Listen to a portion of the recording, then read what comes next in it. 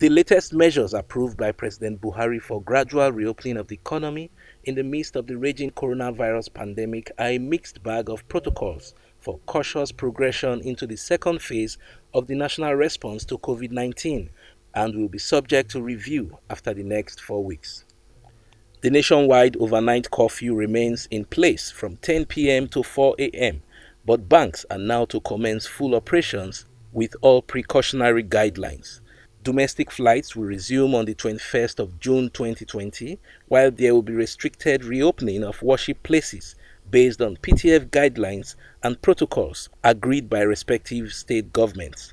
The ban on interstate travels remains in force, except for movement of agricultural produce and other essential services.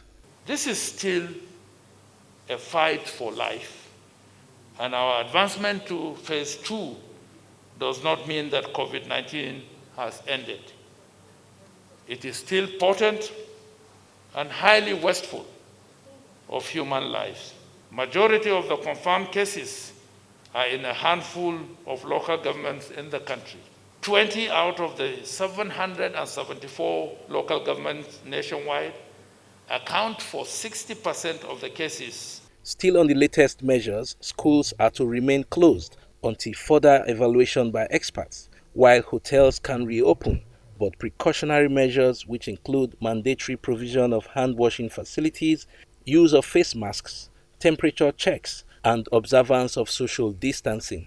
For government offices, they can open between the hours of 9 a.m. to 2 p.m., so no change in opening hours, but can work from Mondays to Fridays. However, only persons that are within the grade levels of 14 and above at both the federal and the state government level will be allowed to come into work.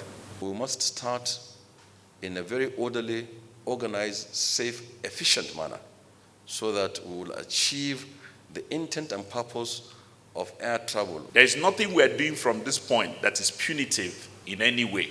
Once the schools are safe for our children to return to, I will be more than willing to quickly get the ecosystem working again. The Presidential Task Force on COVID-19 says the pandemic is far from over and cases of coronavirus in Nigeria will continue to rise, but that the latest decisions were cautiously taken to ensure a balance between saving lives and saving the livelihoods of Nigerians. In Abuja, Mitaire Ikwen, NTA News.